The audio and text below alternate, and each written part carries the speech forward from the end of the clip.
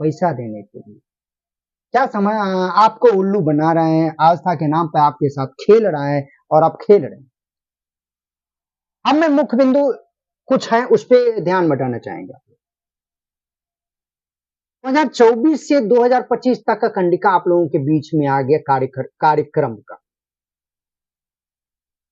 अब जरा ध्यान से देखिएगा 2024 से कार्यक्रम होगा। आप लोगों को एक बार फिर से देखिए, यहां देखिए 21 जुलाई से जो कार्यक्रम शुरू हो करके 22 मार्च तक का है। 22 मार्च का कार्यक्रम है। एक कार्यक्रम जो था दिल्ली में 1 × 23,75,000 1,75,000 एक कार्यक्रम से आखिर हो गया 32 कार्यक्रम। तो 32 गुने मैं मिनिमम दे रहा हूं। मैं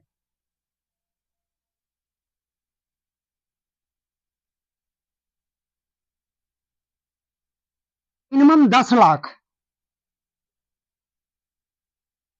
एक कार्यक्रम से टारगेट है, मिनिमम 10 लाख लाने की। कई कार्यक्रम से 40 लाख भी लिया गया है।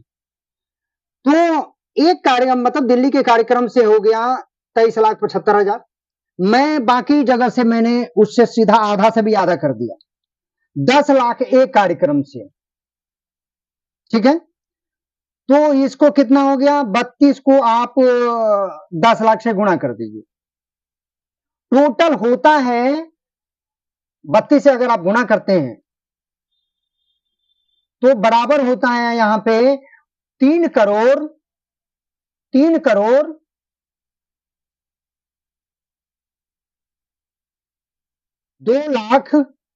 20 लाख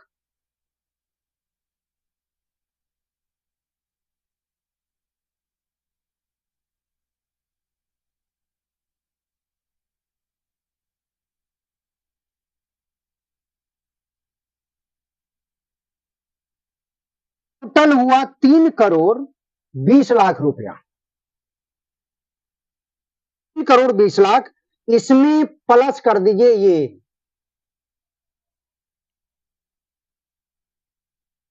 23,75,000 इसमें एड ऑन कर दीजिए।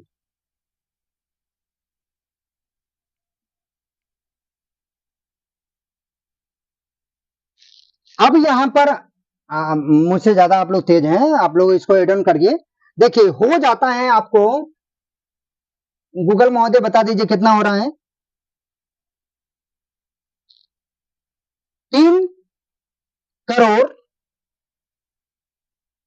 43 3 करोड़ 43,76,000 3 करोड़ 45 लाख 43,75,000 रुपए 21 जुलाई से लेकर के 22 मार्च तक आय होगा, यानी आमदनी होगी 3 करोड़ 43,75,000 रुपए। अब आप बताइए ये 3 करोड़ रुपया 3 करोड़ 43,75,000 रुपये एक साल भी नहीं हुआ, यानी एक साल से कम अवधि में ये आय, मतलब ये आय है 3 करोड़ 43,75,000 रुपया। जरा ध्यान दीजिए, एक आयोजन से आया 23,75,000, अन्य आयोजन से मिनिमम है, इसे ज्यादा आएगा। मैं मिनिमम बोल रहा हूं, मैक्सिमम नहीं है। ये 10 लाख मिनिमम है। किसी में 15 होगा या किसी में 8 होगा, तो किसी में 15 होगा तो ये टारगेट पूरा हो जाएगा। मतलब किसी में 12 हो गया, किसी में 8 हो गया, किसी में 15 हो गया, किसी में 6 हो गया। तो ये टारगेट औसतन मैंने बताया, औसतन 10 लाख रुपए एक कार्यक्रम से। टोटल 32 कार्यक्रम से 3 करोड़ 20 लाख रुपए आया। अब इस पे ध्यान दीजिए, तो इस पैसे को होगा क्या, आपको जैसे लोगों को उल्लू बनाएंगे। अरे देखिए एक महादेव का मंदिर बनाया और साहब श्री जो आपके आध्यात्मिक पिता हैं उनका एक पुतला बना दूंगा, जिसको आपको नाम दे देगा समाधि का।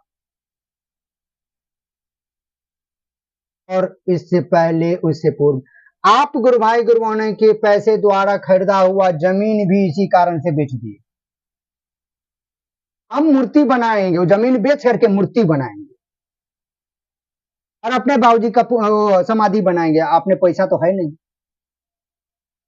आपके पास करना है तो जाइए ना, आप देना है समाधि बनाना तो बनाइए, आप कौन रोक रहा है? अपने पैसा से लगाइए। तो आपके पैसा को कैसे करा? मैंने पहले भी कहा है कि आपके पैसा से मुर्गा तोड़ा जाता है, आप ही के पैसा से हेलीकॉप्टर ऊपर फ्लाइट में उड़ा जाता है, स्विमिंग पूल में जाया जाता है, आप ही के पैसा से, और आप उल्लू बन रहे हैं।